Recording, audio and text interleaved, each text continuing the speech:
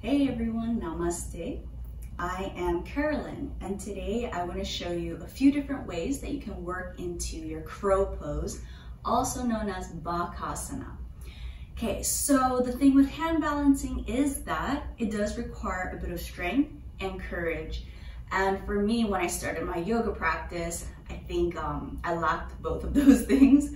So it took me a really long time to find the strength that I needed to find balance in this posture. However, it is possible. And as someone who naturally isn't very physically strong, I can tell you that with some work, with some consistent practice, you can totally get into your crow pose at some point. As long as you just keep trying, and there's going to be moments where you fall, and that's totally fine as long as you get yourself back up again. Okay, so to get started, I want to talk a little bit about how to set up the foundation in this posture.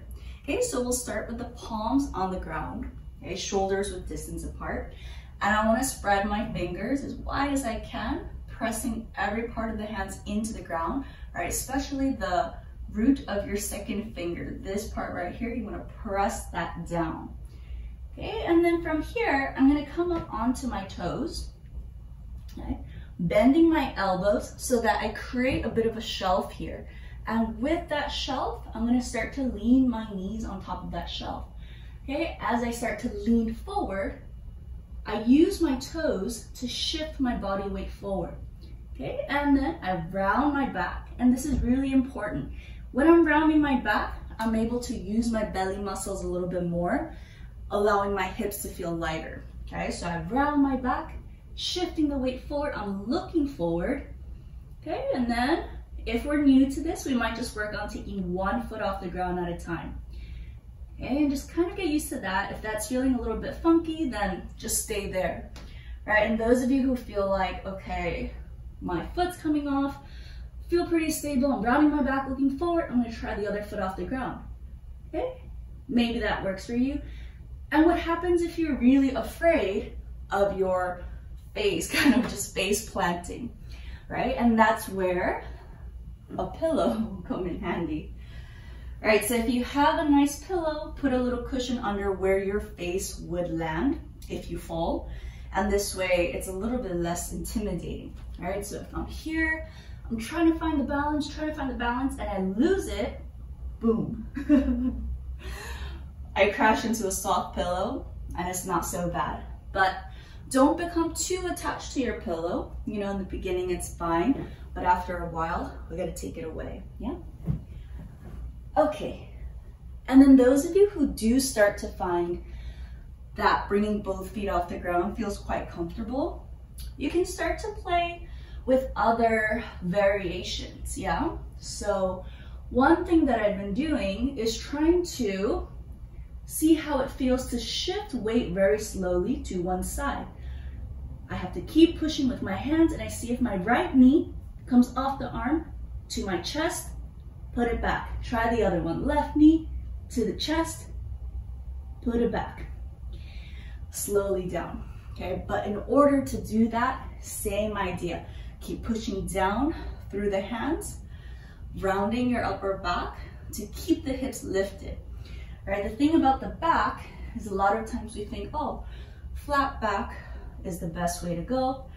But that's not always true. You know, you can make it work. I can do this pose with a flat back. Okay, sure. But with my flat back, my butt stays really low and heavy. And that's not gonna work really well for some other things that I can do with my crow, which I'm gonna talk about now. Okay.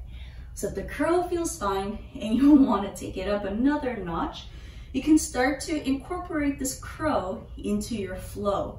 So for example, I'm going to show you how to transition out of crow if you're doing more of a flow vinyasa kind of class, yeah?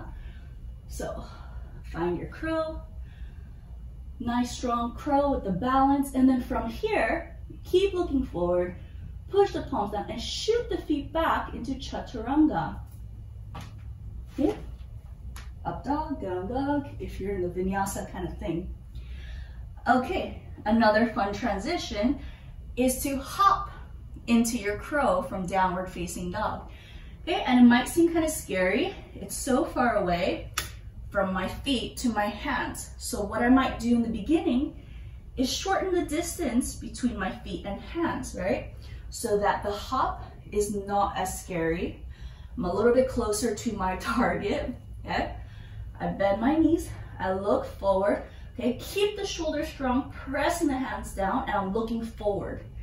Inhale, hop, be brave, crow. Okay, so that was just a tiny distance, and eventually, when I feel more comfortable, my feet can go further back, right? Bend the knees, look forward, I hop.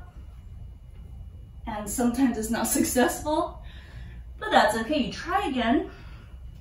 Ideally, trying to find the lightness as you lift through your shoulder stability and keeping the hips lifted. Looking forward, bend the knees, hop.